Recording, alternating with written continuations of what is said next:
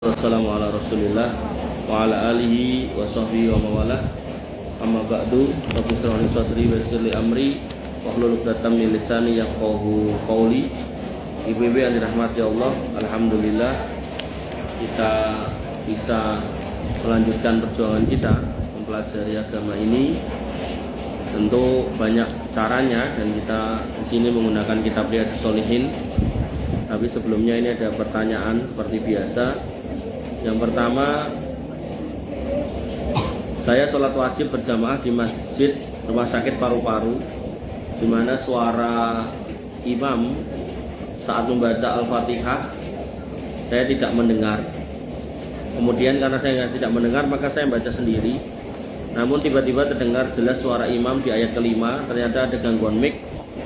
Maka saya seketika berhenti lalu mengikuti imam. Pertanyaan, mohon dijelaskan harus bagaimana bila sholat berjamaah mengalami kejadian seperti di atas. Ibu yang dirahmati oleh Allah Subhanahu wa taala, di sini ulama berbeda pendapat tentang apakah kalau imam itu membaca, makmum itu membaca apa enggak gitu. Ada yang berpendapat tetap harus baca, ada yang berpendapat mendengarkan saja. Sehingga ketika panjenengan yang bertanya ini mengambil pendapat nek makmum ya kudu maca, maka begitu tidak terdengar nggih jenengan harus membaca. Atau begitu imamnya sudah selesai waladhdallin amin, jenengan harus membaca. Tapi kalau jenengan termasuk yang berpendapat kalau bacaan makmum adalah bacaan imam, nggih, imam baca apapun ya kita ngikutin. Kita diam aja dengerin gitu. Nggih, jadi dalam kasus ini yang dilakukan sudah benar nggih. Begitu nggak denger dia membaca itu enggak apa-apa. Kemudian yang kedua, dokter menyatakan penyakit jantung maupun paru-paru saya sudah banyak perubahan. Dulu setengah bulan sekali, sekarang 1,5 bulan sekali kontrol. Dokter sempat nanya ibu minum obat apa. Kemudian saya jawab obat dari rumah sakit sini dan saya seminggu sekali mengkonsumsi sayur bening dan daun kelor, jawab saya. Kemudian di sisi lain penyakit lama yang lain muncul lagi dan lebih sakit. Mau duduk atau mau berdiri butuh kesabaran serta alon-alon. Pertanyaannya, bolehkah berdoa menyebutkan anggota badan yang sakit? Ya Allah, berilah kesembuhan sakit kaki kiri saya dan kurangilah rasa sakitnya. Boleh ya? Jadi jenengan minta apapun itu boleh selama itu baik untuk diri jenengan, keluarga jenengan atau kaum muslimin. Apakah ujian saya sampai pulang menghadap Allah? Apakah ujian saya sampai pulang menghadap Allah kelak? Ya saya tidak tahu. Artinya kalau di dalam hadis itu kan dikatakan hamba Allah itu akan senantiasa diuji sampai dosanya berguguran dan dia menghadap Allah tanpa membawa dosa. Artinya ngeten, kalau memang pada akhirnya jenengan nanti mendapat ujian ini terus-menerus sampai wafat ya berarti ini ujian jenengan. Tapi nek saat ini ditanya apakah saya akan diuji terus sampai menghadap Allah, saya nggak tahu. Karena kita nggak tahu sampai kapan dan jenengan sakit sampai kapan juga nggak tahu. Kalaupun itu iya, maka yaitu menggugurkan dosa dan menambahkan pahala insya Allah. Kemudian yang ketiga, keponakan saya si A sudah berdoa mohon kepada Allah diberi istri yang diridhoi Allah. Minta abinya membatalkan acara tembungan orang tua D disebabkan dalam hati A masih terselip rasa ragu-ragu dan diliputi rasa kekhawatiran. Pertanyaan, bagaimana cara membatalkan acara tembungan yang baik menurut agama Islam agar di pihak perempuan tidak tersinggung dan menerima dengan hati yang legowo? Ini kalau udah ditembung awalnya diterima atau dibalikin ya mesti susah legowo ya, mau nggak mau ya apapun yang terjadi ya tetap harus dihadapi. Artinya tetap datang ke rumahnya, sampaikan kalau putra saya nggak jadi atau tidak kerso untuk melanjutkan, maka ngapunten, minta maaf. Otomatis ya nanti pihak keluarga sana nesu, gelo, anyel ya sudah resiko. Jadi ya namanya perasaan kita nggak bisa ngatur nih perasaan orang. Nek gelo mesti ada, apalagi kalau sudah cepak-cepak. Ini penanjena kan jalan berarti.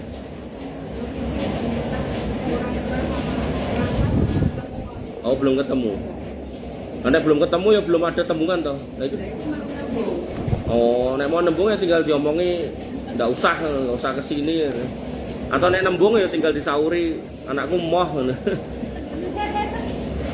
Kemarin saya cerita di Baitur Rahman, ada ibu-ibu nyuruh saya nyarikan jodoh buat putrinya. Itu ya saya nggak baca biodatanya, tak kasihkan ke pihak perempuan ngasih saya biodata. Saya nggak baca detailnya, pokoknya ini ada perempuan, ini ada laki-laki. Biodata laki-laki tak kirim ke perempuan. Ibunya langsung jawab, anak saya nggak mau Ustaz. Lah kenapa? Tingginya nggak ada 170.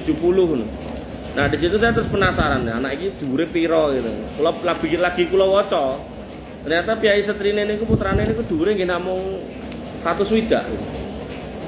Jadi nek umpama sing jaler niku 100 swidak loro ditolak, padahal sing wedok ya 100 swidak. Jane kan ya mung kacek 2 cm gitu. Artinya kan nek misal memang baru mau nembung nggih jenengan silakan dikonfirmasi wis rasah rene anakku koyone wegah. Atau nek akhirnya rono ya mungkin otomatis nambah gelo, berarti nek paling bagus kalau bisa diweling. Kalau jenengan khawatir salah, khawatir keliru, atau pihak keluarganya khawatir salah ya nyuwun tulung orang lain. Jadi misalnya nyuwun tulung sederek yang lain atau tetangganya yang sebelah sana dekat rumahnya itu bilang, terus tolong sampaikan nek tidak usah kesini gitu. Anak saya belum siap. Yang keempat, si B sudah 3 kali keguguran. Sekarang usianya 32 tahun. B bilang sama suami, bila nanti usia 34 tahun tidak punya anak, B dengan ikhlas suami beristri lagi dan tidak mau dicerai. Apakah tidak punya anak adalah takdir? Ya jelas loh. Semua kejadian di muka bumi ini adalah takdir Allah ya. Apapun, mau yang baik maupun yang jelek itu takdir Allah. Kemudian pertanyaan berikutnya, apa sebabnya B tidak diberi keturunan ya? Saya nggak tahu. Nah, kalau kayak gini perlu ngobrol sama orangnya. Karena mungkin macam-macam faktornya, mungkin kecapean. Nanti ada orang yang kegemukan. Nanti ada orang yang mohon maaf, intensitas hubungannya keseringan. Nanti ada orang yang mungkin punya penyakit kayak kista, miom, macam-macam. Nah, saya nggak tahu ini. Nah ini perlu ngobrol sama orangnya, ngerti nggih? Dan ini mungkin lebih tepatnya konsultasi ke dokter. Jadi dikonsultasikan ke dokter, nanti dokter ngasih saran apa, nah itu yang diikuti. Karena lebih pas kalau ke dokter. Maka dan ibu-ibu yang dirahmati Allah Subhanahu Wa Taala, kembali ke kita. Oh nggih, pripun Bu?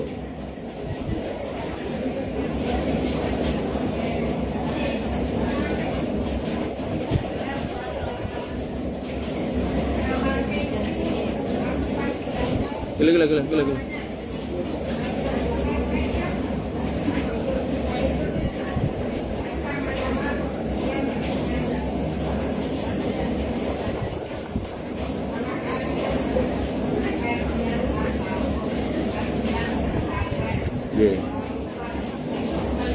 Ya, itu sufi. Jadi tasawuf, thariqat, filsafat itu jatuhnya ke sufi.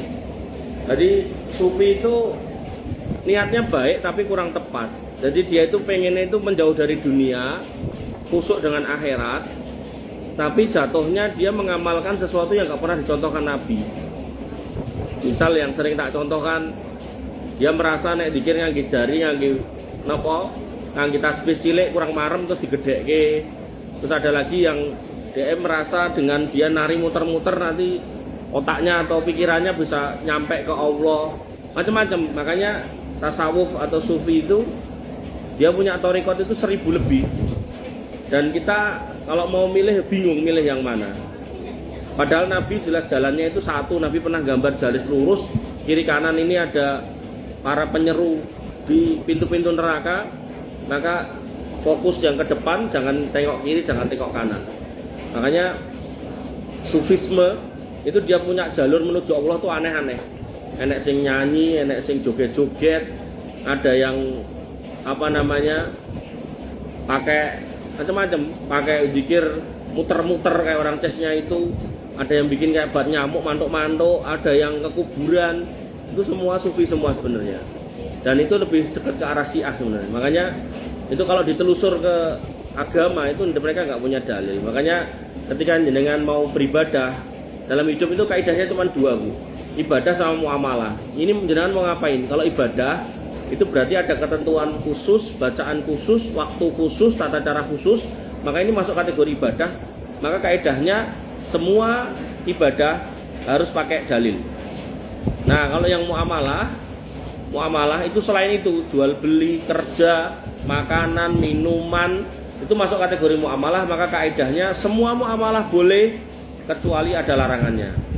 Nah, jenengan tadi kan menyebutkan tentang zikir ini, wirid ini, bacaan ini mungkin sekian kali ngoten toh. Nah, itu berarti masuknya bukan muamalah, ibadah. Ketika masuk ibadah dicari dalilnya. Makanya saya sering kritisi ibu-ibu yang mengamalkan bacaan moco Maryam ben anaknya ayu, moco Yusuf ben anaknya ganteng kan gitu. Itu jenengan harus cek dulu, ini kan ibadah, ada nggak dalilnya? Dan ternyata nggak ada. Dan akhirnya apa? Ketika nggak ada dalilnya jenengan amal itu nggak selalu kedaden. Kenapa? Lah saya kira Pak pesek terus berharap anaknya mancung terus gimana? Pak kayak saya kulitnya coklat atau hitam gini berharap anaknya kulitnya putih kan ya susah gitu loh.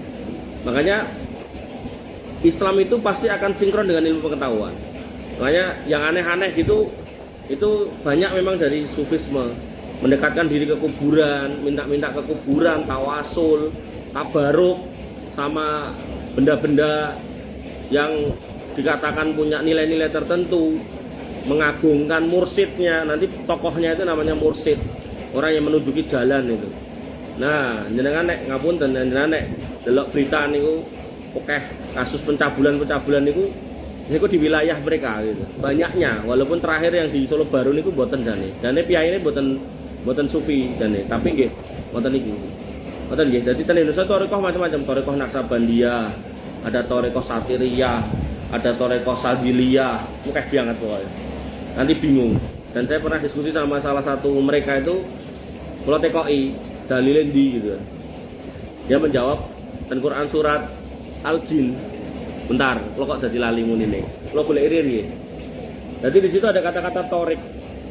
Oh ya, wa may yaslukhu timbang salah. Timbang salahku. Lin.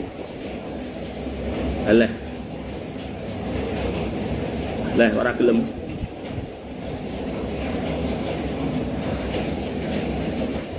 Tak cari dulu. Surat Al-Jin ayat pinten.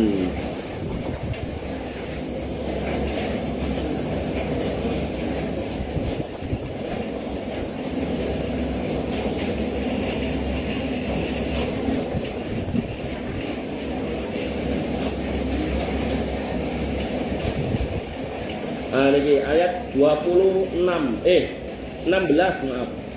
Wa alla wistaqamu ala tariqati la asqainahum ma'an godako. Terjemahannya disebutkan pada ayat 16 ini bahwasanya dan sekiranya mereka berjalan di atas jalan yang lurus itu, di atas tariqah, ada kata-kata tariqah. Tariqah artinya jalan. La asqainahum ma'an godako, maka kami akan mencurahkan kepada mereka air yang cukup, maksudnya nikmat dunia maupun akhirat, surga gitu. Nah, ini thariqah ini diterjemahkan mereka berarti kita harus bikin tarekat. Tarekat itu nek wong Jawa ngarani tirakat. Nah, kalau tirakat dalam artian jalan, cara, cuma sekedar gitu enggak apa-apa. Tapi kalau thariqah, tarekat menuju Allah, nah itu harus pakai dalil, harus ngikuti Nabi. Nah, mereka pakai rumusnya dewe-dewe. Nanti ada yang mandi kembang, ada yang wirid ini, wirid itu, ada yang dikir ini, dikir itu, sampai jenengan nek nate mireng Gatot Brajamusti, niku dadak ning padepokan tertentu, mangan bubuk tertentu, akhirnya terakhir ya mung narkoba gitu kan. Nanti ada juga yang harus macam-macam lah. Pokoknya niku intinya niku dia nggak mau kembali pada Quran dan Sunnah, ning pengen mendapat kedudukan dunia, akhirnya dineko-neko corone, digawe-gawe dhewe, golek pengikut. Nah, makanya enten sing ngapunten iki selawatan ning dhuwur panggung rampung muridnya njaluk salaman dikeplaki siji-siji ya enten. Nah, macam-macam. Jadi pokoknya aneh-aneh lah. Nah, dan kita kalau mau bahas itu wah bingung. Mau sebelah mana jumlahnya ribuan. Thariqahnya itu ribuan. Nanti ning India beda meneh, ning Pakistan beda lagi, dan itu banyak. Makanya ketika Nabi mengatakan jumlahmu nanti itu banyak tapi mung kaya buih di lautan, ya karena kayak gitu. Berarti nggak berbobot karena sibuk dengan hal-hal yang tidak punya dasar dalam agama, dan akhirnya dia pun terhinggapi penyakit namanya al-wahmu, ubud dunya wa karahiyatul maut. Jadi yang digagas karepe menjauh dari dunia nih akhirnya yang digagas dunia. Makanya nanti jenengan akan dapati para habib-habib itu ya sufi itu ya. Itu ketika dia bawa gombal mukio gitu terus ngomong iki iswae napa kuburane nabi. Nah, niku wong sing ngambung, bar ngambung kok sebelahnya nek kresek abang, kayak amplop. Sing digoleki jane kuwi gitu kan. Ngoten. Makanya ya bersyukur nek jenengan enggak terlibat seperti itu. Artinya kalau jenengan terlibat seperti itu nggih mang tobat karena Nabi enggak menginginkan seperti itu. Bahkan Nabi itu nggih ketika misal jenengan tadi duduk ngoten, misal Nabi dugi, jenengan ngadeg, jenengan mas senene karo Nabi. Ora itu ngadeg. Jadi nek wong teko linggo-linggo wae gitu. Nabi seorang nabi itu loh nggak mau dimuliakan sampai seperti itu. Nah, makanya manusia itu pengen disobio-sobio lewat tangannya disosor-sosor sampai kalau ningali ten YouTube niku bekas sikile niku nanti diambung-ambung. Mungkin nek enten senderane ngeten iki gose atau yaine atau Habib lunga niku diambung-ambung gitu kan. Ya mungkin mengambung monggo. Reget. Nah, makanya hal-hal seperti ini alhamdulillah kita nggak terlibat di situ. Oke. Dan kalau kita ngomongkan masjid, Allah juga sudah mengatakan di sini juga bahasanya wa annal masajida lillah. Sebenarnya ayat ini maksudnya bukan thariqah niku. Thariqah di sini maksudnya Islam. Wa ala istaqamu ala thariqati. Sapa wonge sing istiqomah di atas thariqah Islam ini loh. Nah, Islam yang baik, yang benar ya berdasarkan Quran dan Sunnah. Nah, ketika kita mengikuti itu, maka kita akan mendapatkan air yang segar tadi itu baik di dunia maupun di akhirat. Ngaten. Jadi sufi. Nah, nek filsafat itu datangnya dari Yunani. Nah, Yunani terus dhek yo asline wong ra ndek agama. Dadi ngreko-ngreko pinter ngomong akhirnya dirumus-rumuske dhewe. Nah, delalai itu diwajibkan di Indonesia pada kuliah-kuliah awal semester awal itu enten namanya filsafat ilmu. Jadi digali nanti dikutip lah Aristoteles ini. Nah, ini kalau paling sebel ya nih kuliah niku. Sing awal-awal. Nggih monggo pripun.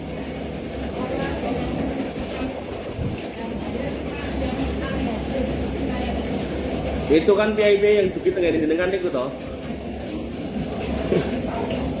Nah, gini kan mereka itu ngewer-ewer kitab namanya At-Tadhkirah. Nah, tapi di sini niku hadis palsu, hadis dhaif, palsu.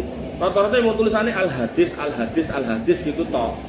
Terus ceritanya aneh-aneh, maunya sebenarnya niatnya baik. Misal wong ora tau salat itu diduduhke hadis itu.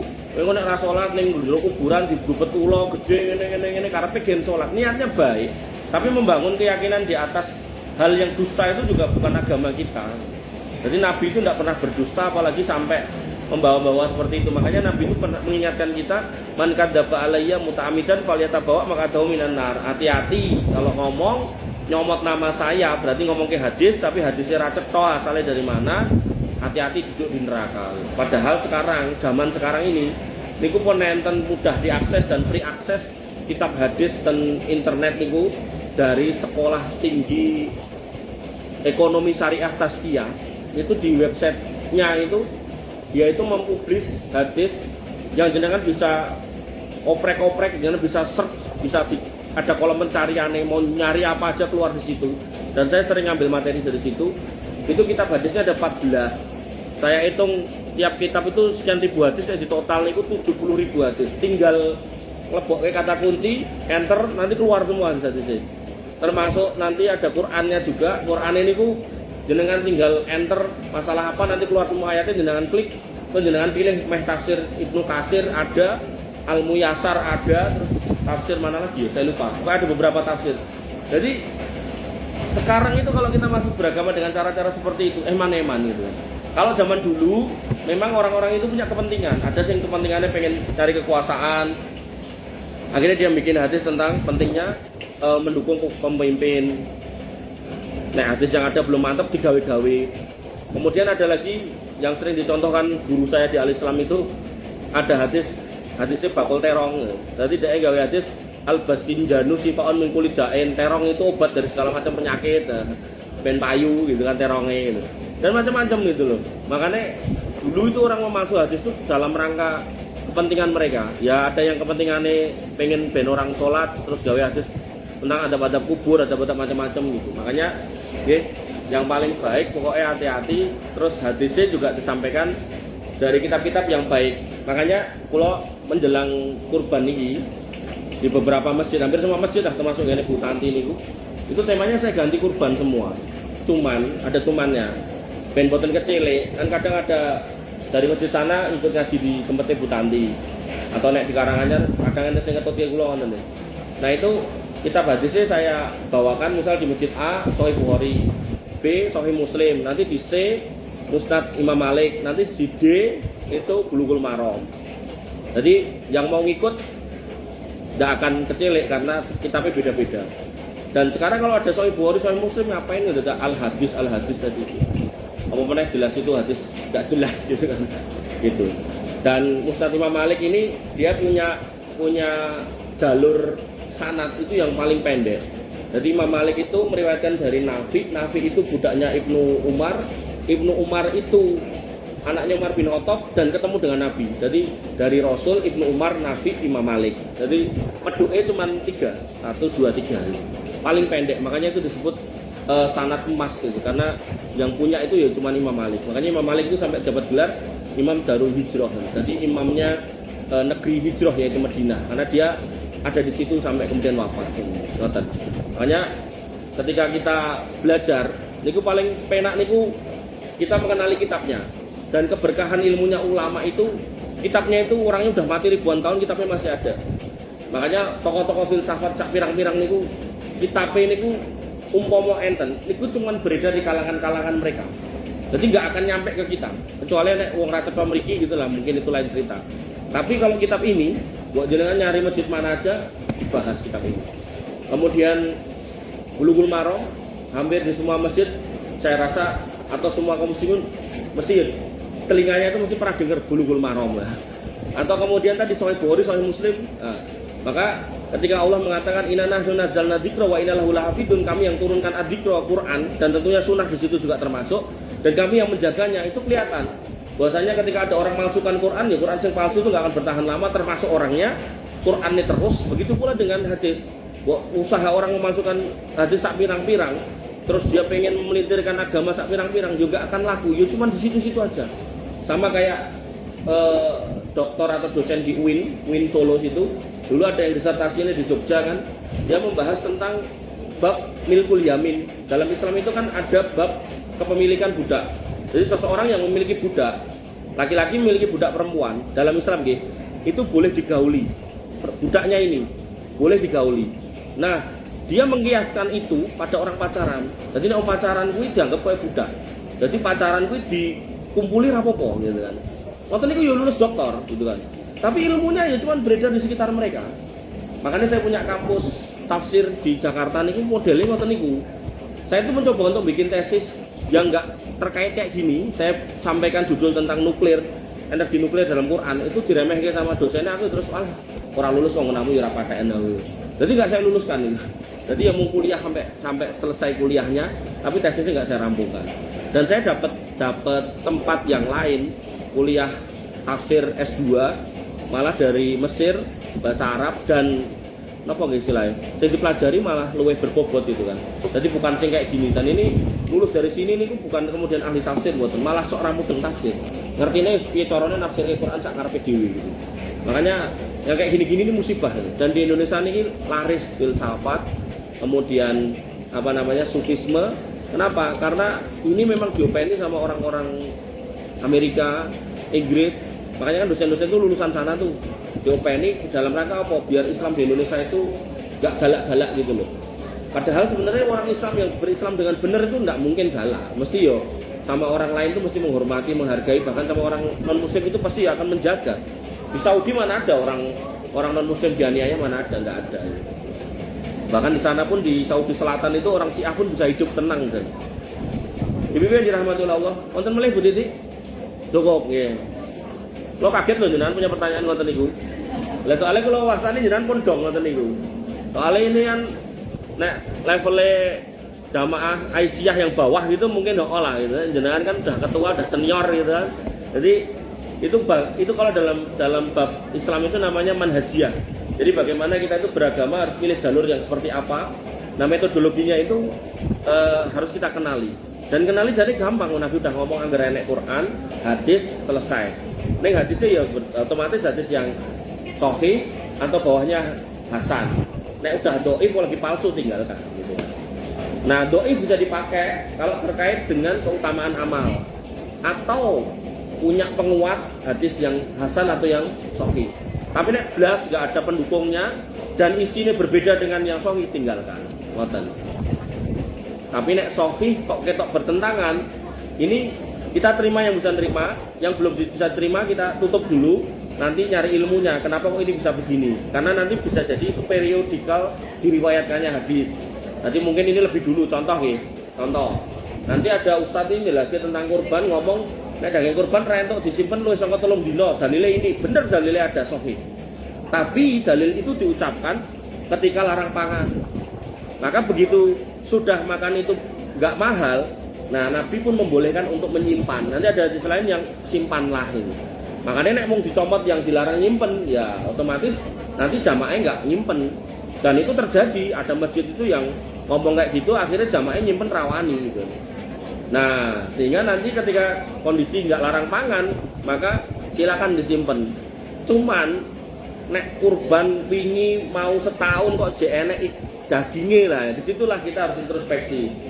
Kok ya rata kayak tonggoku ae wong ya mek ketambahan meneh itu loh, kan kadang kan terus nganti dadi es batu gede banget ngetok kene wis dadak congel-congel. Ayo sing guyu iki mesti ya. Ngoten nggih. Jadi disitulah kita kemudian harus terpanggil, oh ternyata dalam Islam itu nek memang kita nggak bisa memanfaatkan dalam waktu dekat yo dikasihkan tetangganya atau saudaranya yang lain kan lebih baik gitu. Toh nanti juga dapat lagi. Ngoten. Hadis 1835.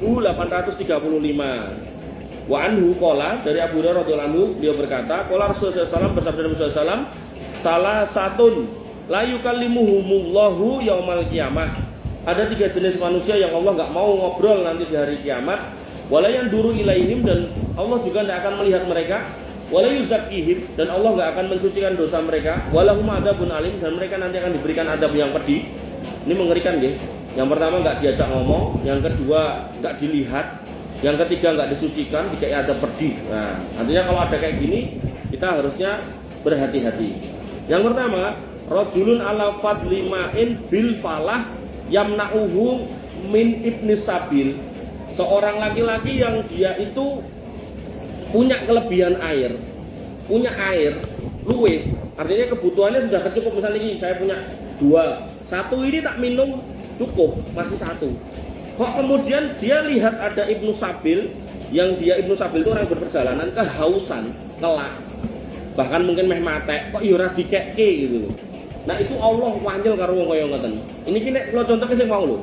Duwe daging kurban tahun wingi, meh kurban meneh kok ya jek enek, tangga sebelah omahe kuwi mangan susah kok ya ora dikekke gitu. Hati-hati lho Bu, bahaya. Makanya daging jenengan yang tahun wingi kesenten gek ndang ditokke. Nah, jangan disimpen nanti jadi kaya dendeng ngoten niku, garing ngoten niku. Kok ngerti Mas, delok ngene mbok kula. Kemudian warajulun baya'a rajulan sil'atan ba'dal asar. Nah, seorang yang melakukan transaksi jual beli setelah asar, jadi dilakukannya segera. Fahalafa billah li ahadaha bikada wa kada, dan dia waktu jual beli itu menyebut nama Allah, bersumpah. Jadi dalam Islam itu sumpah itu perkara yang besar. Nek iso niku jangan digunakan untuk hal-hal yang sifatnya rutin atau remeh-temeh. Ibaratnya jual tinuku bumbone dadak anggur, demi Allah aku kulaan semene, kan nggak penting banget gitu loh. Jual beli nopo ATK dadak anggur sumpah-sumpahan nggak usah gitu kan. Nah, fasaddaqa wa huwa ala ghairi dzalik. Terus salah satunya karena dia penjualnya dengan sumpah, iki tak tuku 10.000 lho, tenan 10.000. Demi Allah, nah, akhirnya sing mau beli, oh gandeng dia demi Allah, dia percaya. Ternyata dia dusta. Nah orang yang seperti ini, pedagang seperti ini, yang hari ini banyak orang kayak gini, nah itu Allah tidak akan mau ngejak ngobrol, tidak mau melihat, tidak akan disucikan dari dosa dan dapat siksa yang pedih. Kemudian yang ketiga, warajulun baya'a imaman la yuba'iuhu ila lidunya. Niki sakniki nggih enten.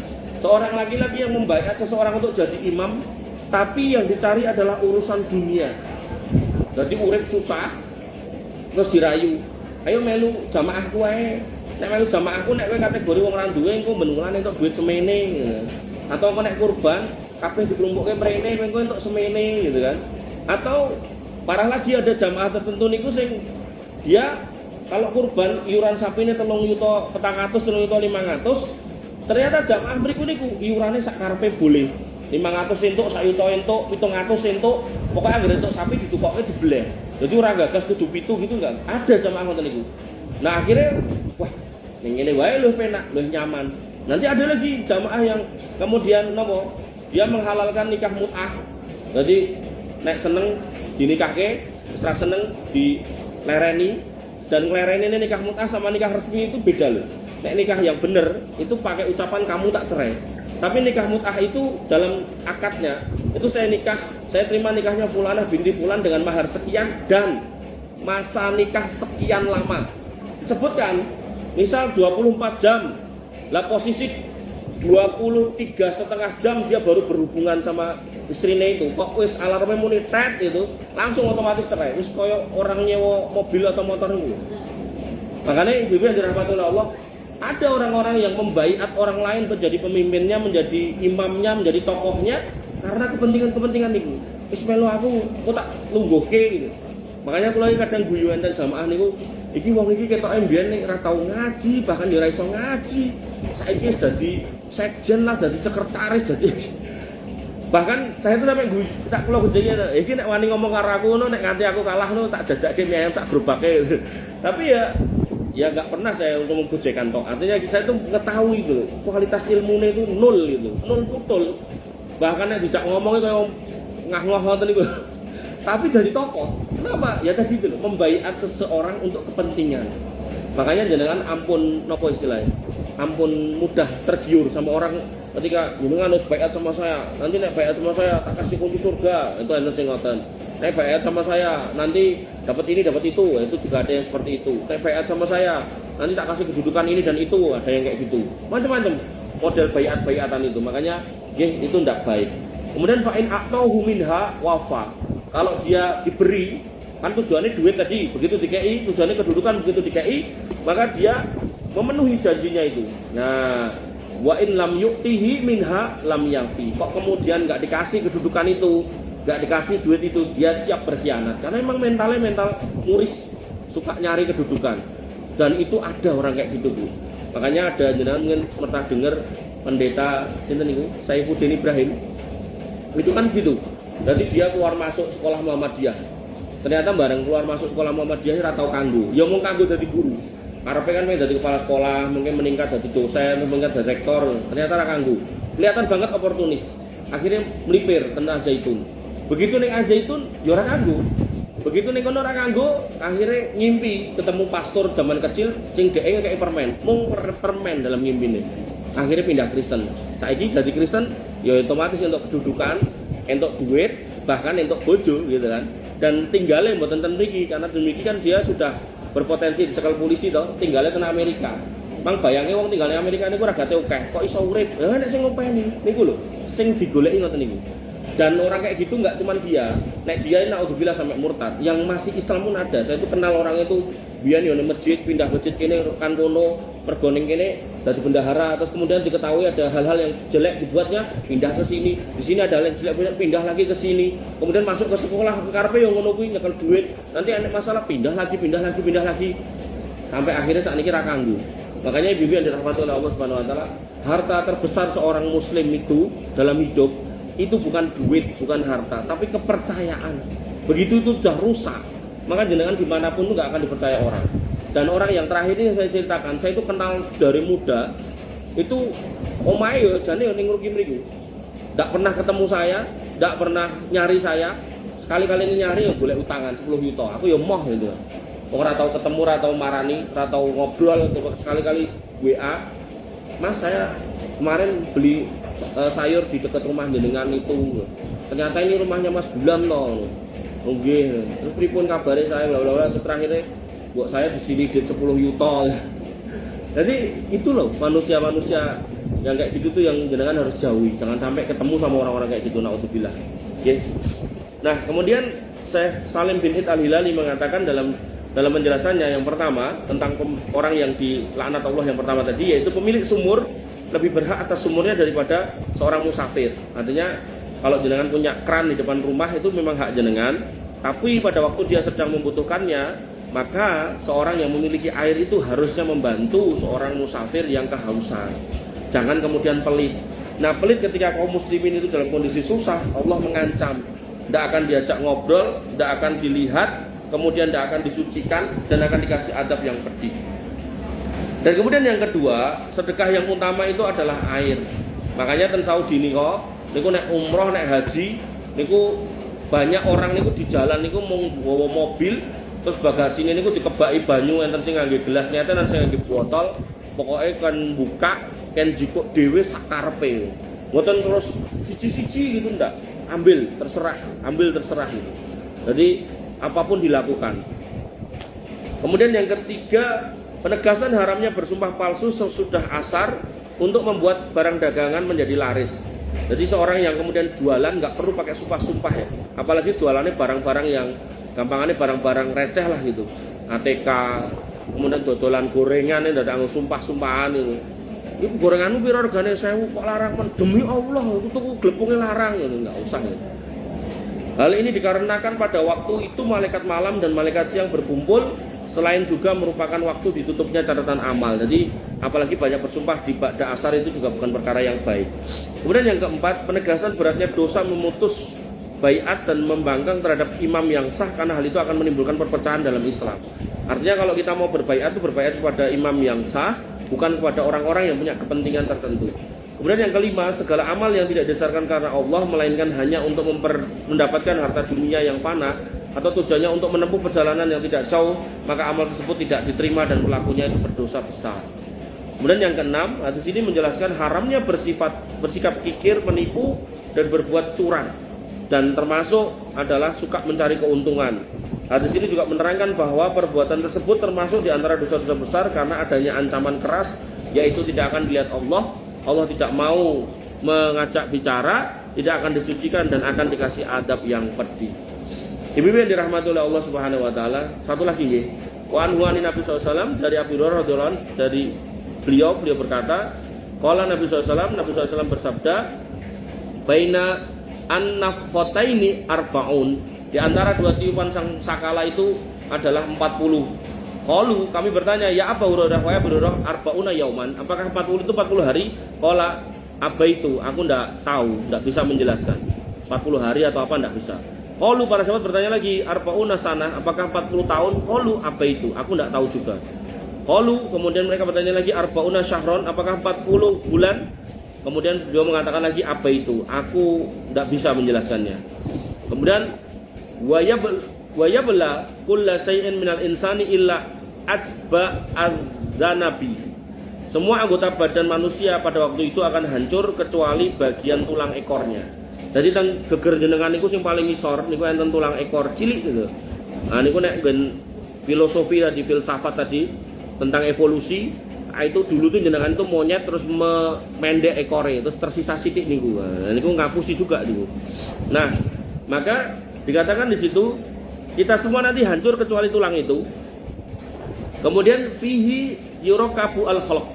Dari tulang itulah manusia akan tersusun kembali.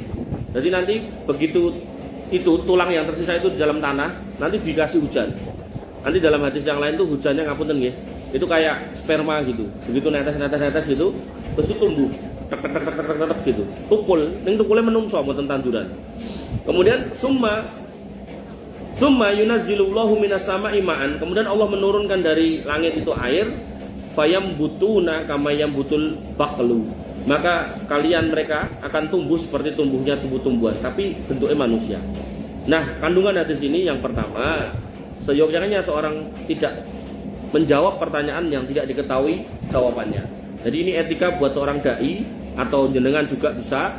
Kalau memang jenengan tidak tahu, tidak punya ilmunya, nggak ngerti dalilnya, dan memang pertanyaannya harus mendatangkan itu untuk menguatkan argumen, maka kalau memang tidak tahu, jawab tidak tahu, jangan ngarang-ngarang. Kemudian yang kedua, seluruh anggota tubuh akan hancur kecuali ujung tulang ekor. Tulang itulah yang akan tetap ada untuk menyusun kembali semua anggota badan manusia untuk kedua kalinya kelak. Jadi kita itu pernah barang mati, yaitu sperma dan sel telur, ketemu terus hidup, dari hidup kemudian kita mati lagi, jadilah barang mati lagi tulang ekor itu, kemudian dihidupkan. Makanya setiap manusia itu pernah mati 2 kali dan hidup 2 kali, itu maksudnya. Nah setelah itu kita nggak pernah mati lagi. Pilihannya tinggal ning surga ora mati-mati atau ning neraka ora mati-mati. Tentu orang cerdas akan milih surga. Nah surga niku ternyata nek hadis-hadis yang lalu dihiasi dengan hal-hal yang ndak nyenengke. Salat, poso, zikir, wirid, nutup aurat, gitu. Salat kesel, poso luwe, nutup aurat panas. Itu surga itu dihiasi dengan al-makarih, hal-hal yang nggak nyenengke. Nah, tapi neraka dihiasi dengan hal-hal yang nyenengke. Nah, zina, korupsi, atau duit banyak itu. Kemudian apa namanya? Robot tanah orang, nanti lemah nanti diremah gitu toh.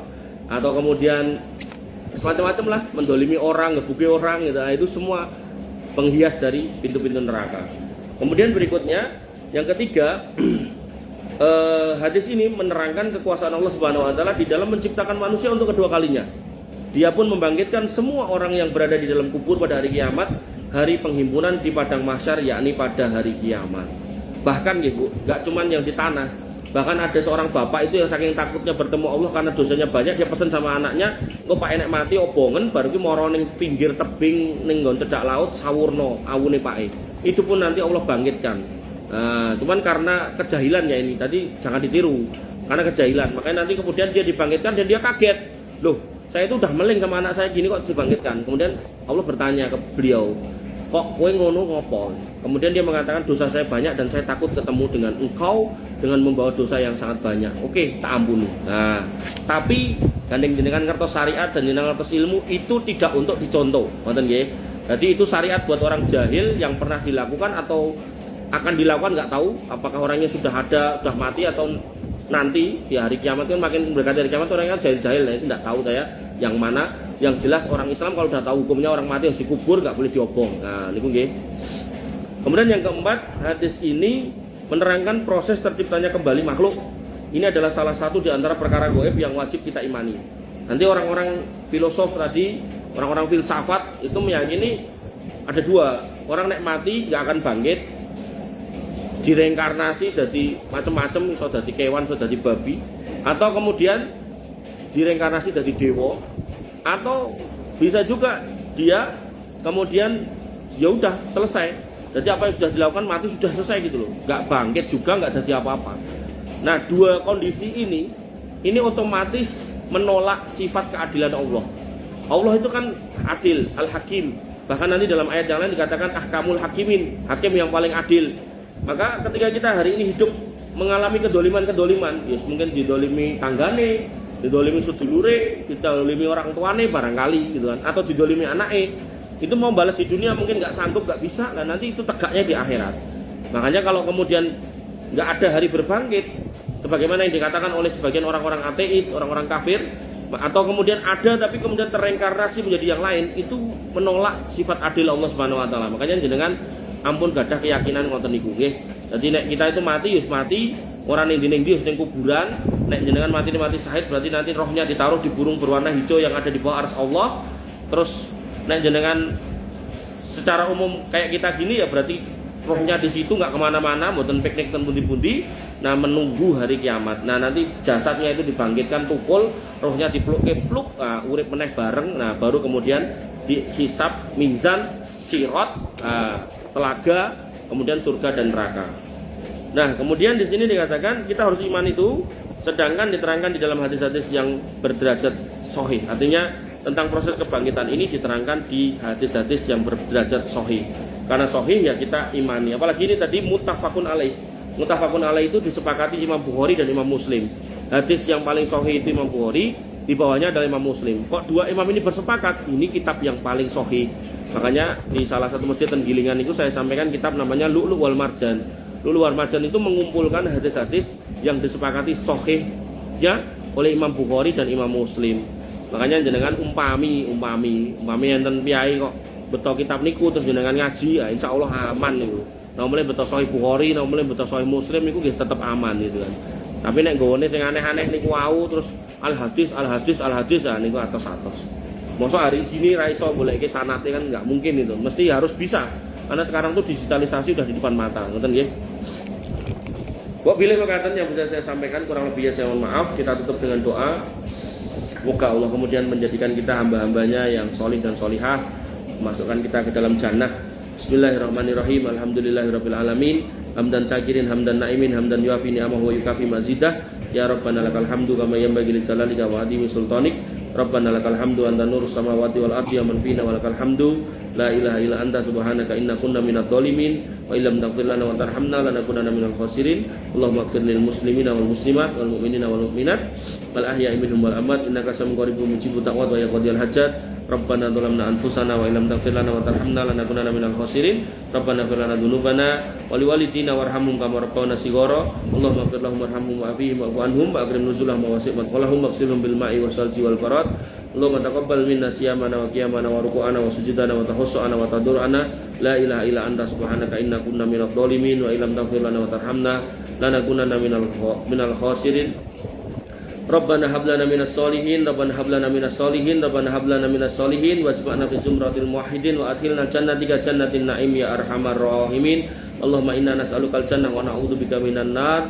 Allahumma inna nas'alukal huda wa tuqa wal afafa wal ghina wa ya muqallibal qulub tsabbit qulubana 'ala dinik wa ya musarrifal qulub sarrif qulubana ila ta'atik. La ilaha illa anta subhanaka inna kunna minadh dhalimin wa illam taghfir lana wa tarhamna lanakunanna minal khasirin. Rabbana atina min ladunka rahmah wa hayyi' lana min amrina rasada. Rabbana atina ma wa'atana ala rusulika wa la tukhzina yaumal qiyamah innaka antas sami'ud du'a innaka la tukhliful mi'ad. Rabbana atina fid dunya hasanah fil akhirati hasanah wa qina adzabannar wa qina adzabannar wa qina adzabannar wa akhiru da'wana alhamdulillahi rabbil alamin. Sallallahu ala nabiyyina Muhammadin wa ala alihi wa sahbihi wasallam ajmain. Akhirul kalam. Assalamualaikum warahmatullahi wabarakatuh.